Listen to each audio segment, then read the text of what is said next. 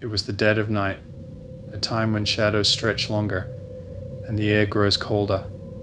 I had just slipped into a deep sleep when something stirred in the darkness. Suddenly a cold chill crept up my spine, dragging me back from my slumber.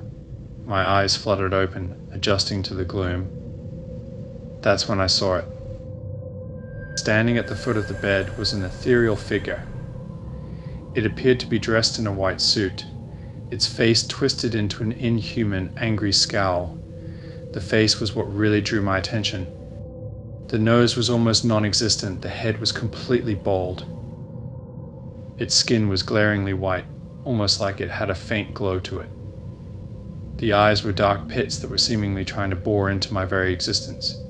What was so bizarre about the whole situation was how easily I could make out the facial features on this being. I couldn't move. I couldn't even breathe. It was as if the air itself had turned to ice. The Wraith stared at me with those dark, unnatural, furious eyes, its presence heavy, suffocating. It didn't speak, didn't move, just loomed there, as if waiting for something. As quickly as it had come, it began to fade, its form dissolving into the shadows, leaving behind a silence that screamed louder than any sound. I lay there, paralyzed with fear, wondering if it had been a dream, or something far worse, but I knew deep down that I was not alone in the dark. On the night of the first visit, I had been up late playing video games with my flatmate. I was having trouble sleeping of late. This was due to a combination of a stressful job and financial worries plaguing my every waking moment. In fact, it was due to the lack of sleep that I had written off my first experience with the wraith-like apparition as a dream, or at the very worst a hallucination brought on in my sleep-deprived state. It had been a few nights since the Wraith's first visit, and the memory of that haunting figure lingered like a shadow. Tonight, however, I slept soundly for the first time in what seemed like weeks. I was unaware that something sinister was about to return. But not everyone was asleep. My girlfriend had stayed over that night. Unable to sleep due to her own stressful job, she played a game on her laptop, making sure she was quiet enough not to wake me as she sat upright in bed. She was oblivious to the chill creeping into the room, to the shifting shadows before her. Something caught her attention above her laptop. She looked up, and her heart froze.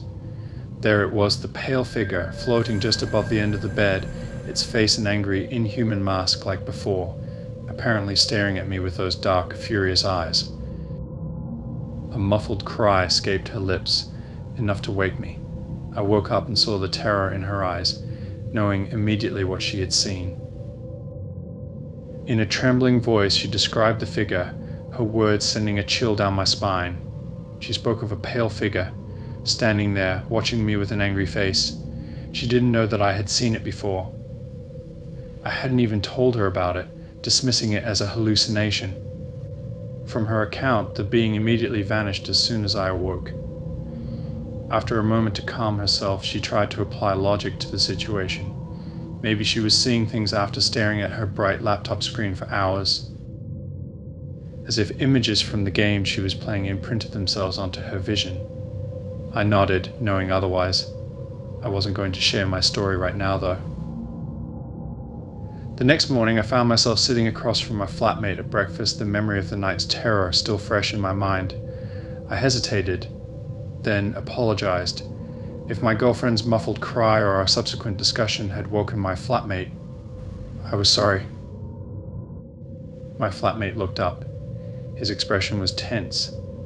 After a pause, he admitted to seeing something strange in his room last night. A pale figure had walked through his room roughly about the same time my girlfriend had just seen it, which was slightly after 3 a.m. It just passed by, disappearing through the door into the hallway. He didn't recall any distinctive features, but remembered something of a subtle glow to the apparition. I felt my blood run cold. Now we had all seen it. The Wraith seemed so real, and it appeared to be growing bolder. It was no longer just a presence in the night. It was something far more terrifying, something that wouldn't rest until it was seen by all.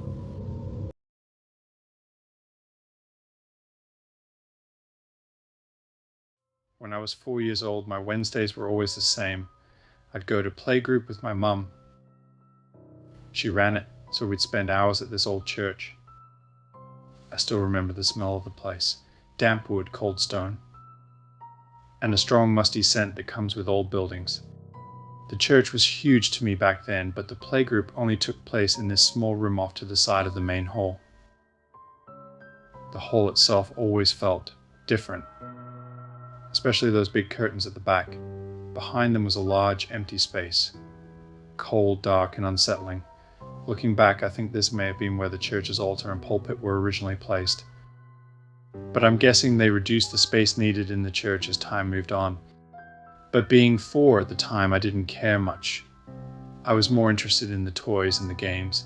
While Mum packed away the playgroup stuff, I'd run around the hall, playing on my own.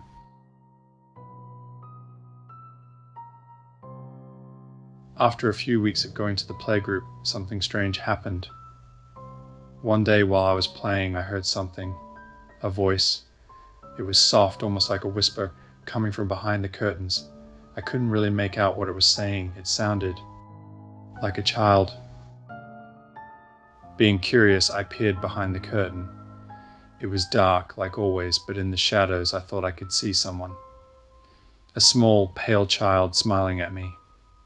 I remember saying hello, but she didn't reply. She just stood there, smiling. I didn't think much of it. I went back to playing, not telling my mum. I was only 4. But it didn't stop there. The next week, the voice was clearer. It was the same small child, but this time I could hear her words. She was asking me to come and play with her. Behind the curtains.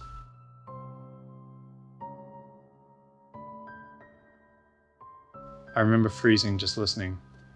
My mum was nearby putting things away, but she didn't hear it. Only I did. The girl was saying, "Come play with me," behind the curtains over and over. It was strange.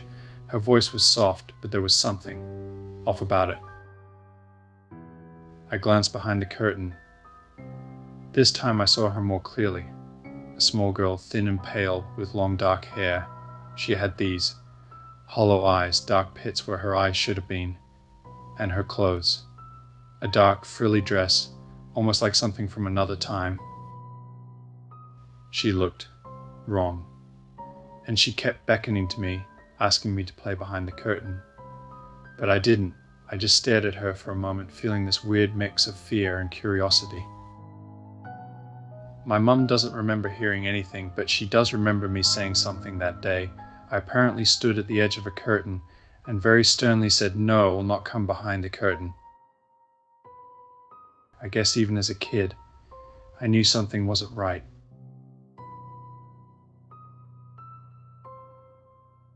The third time I saw the girl, everything changed. It was just like before I was playing. Mum was packing up. And I heard the voice again.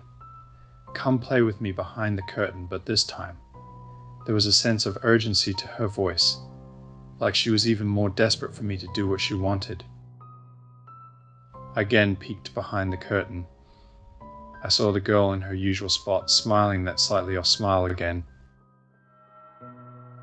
Then I saw somebody else, a tall woman, thin and gaunt, standing in the back of the room, almost but not quite out of view. She had long dark hair, just like the child. And she was wearing this long, old-fashioned dress. Her pale hands were clasped in front of her, and her eyes. Those same dark, hollow pits. It felt like they were boring holes into me. I could not draw my gaze away from her. One thing was for certain. This woman did not want me there. Now, as I recall this event, I remember thinking she looked kind of like Morticia from the Addams Family, but in reflection she was scarier, much scarier. Her face was so stern, so unkind. It felt like we were stuck staring at one another for an eternity. And then without warning, she rushed forward. Not at me though, at the small girl. She didn't make a sound. It was like she was floating. There was an ethereal quality to her movement, and her face, it twisted into this expression of pure rage. I was frozen, completely terrified. I couldn't move, couldn't make a sound. In what felt like an instant, the woman grabbed the child and pulled her back into the dark room. The little girl's face didn't change, her smile that seemed slightly off stayed on her face the whole time. The last time I heard her say, "Come play with me behind the curtains," her tone changed to a strange sense of joy or even amusement. After that, the room was just empty. No girl, no woman, just cold and dark. My mum remembers me running to her, looking pale and scared. She told me I said something strange. "I don't like the girl's mummy. She's scary." Mum always had a bad feeling about the space behind the curtains. She would keep her distance. But she could never keep me away from it while packing up.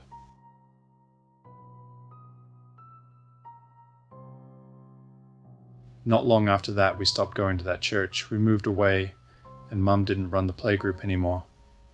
I never went near those curtains again, and I never heard that voice again either. But even now, all these years later, I still think about that little girl. And the woman, whoever, or whatever they were, they've stuck with me. It's funny how some things from childhood never really leave you, isn't it?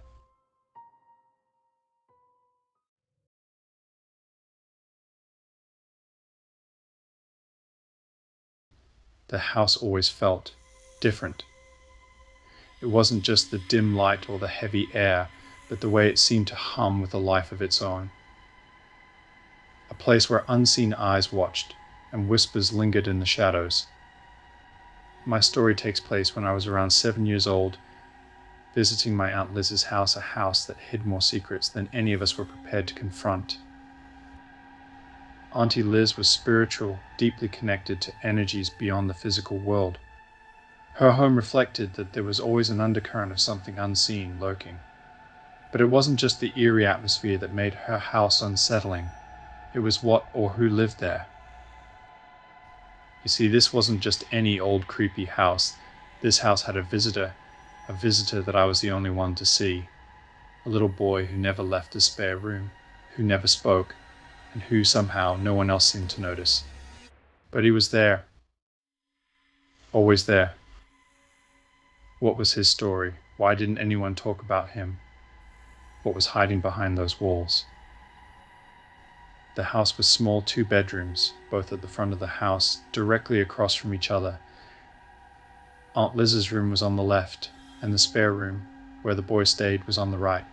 That room always gave me the creeps. It wasn't just because of the boy I saw there, though that was certainly enough to keep me away. It was something deeper. It felt wrong, as if the air was heavier, more oppressive.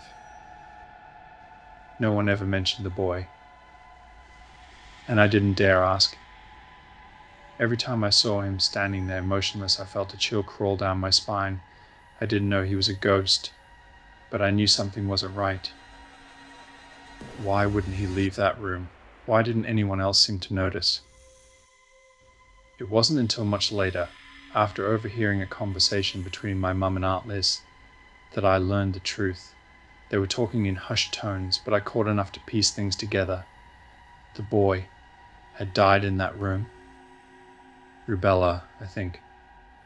A sickness that took him too soon. I remember the sinking feeling in my stomach. Suddenly, everything made sense. The boy wasn't just a strange, quiet figure. He was a ghost trapped in that room.